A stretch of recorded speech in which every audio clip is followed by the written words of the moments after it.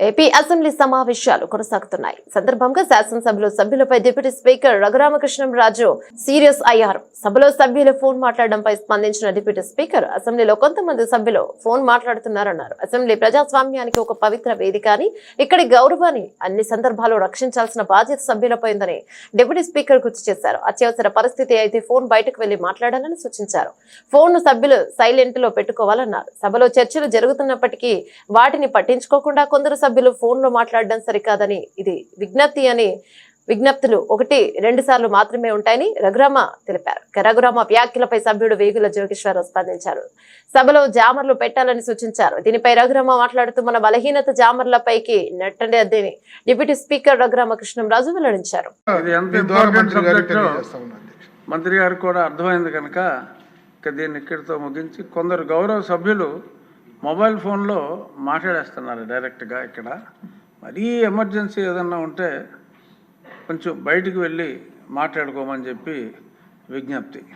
1-2 సార్లు విజ్ఞప్తులు ఉంటాయి అంతే. ఏమంటే మనం జామ్ చేసుకోగలిగితే క్రమశిక్షణ మనకు ఉండాలండి. అందుకని ఇప్పుడు ఫోన్ సైలెంట్లో పెట్టుకుంటే ఏదైనా ఇంపార్టెంట్ మెసేజ్లు ఉంటే వస్తాయి. అర్జెంట్ మెసేజ్ ఉంటే మీ అవసరం ఉన్నప్పుడు అర్జెంట్ అని పెట్టినప్పుడు మీరు బయటికి వెళ్ళి మాట్లాడుకోవచ్చు. సో అంచేత జామర్ మీద వంక పెట్టి మన బలహీనతల్ని జామర్ మీద పెట్టొద్దని చెప్పి జోగేశ్వరరావు గారికి వినతి. ఇప్పుడు క్వశ్చన్ నెంబర్ 727 అచ్చెన్నాయుడు గారు.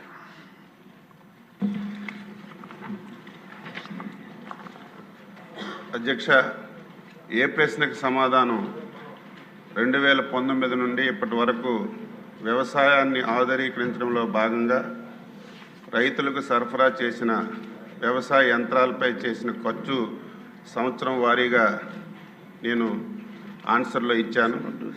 బిఎన్సి ప్రశ్నలకి ఆంధ్రప్రదేశ్ రాష్ట్రంలో సిఎస్ఎస్ ఆర్కేవివై డిపిఆర్ పథకం కింద 2024-25 సంవత్సరంలో 70 కోట్ల వ్యయంతో 80% సబ్సిడీ లేదా యూనిట్కి 8 లక్షలు, ఏది తక్కువైతే అది 10 లక్షల యూనిట్స్ ఖర్చుతో 875 కిసాన్ డ్రోన్ వ్యవసాయ యాంత్రీకరణ బ్యాంకులు స్థాపించడానికి ప్రభుత్వం ప్రణాళిక రూపొందించడం అయింది.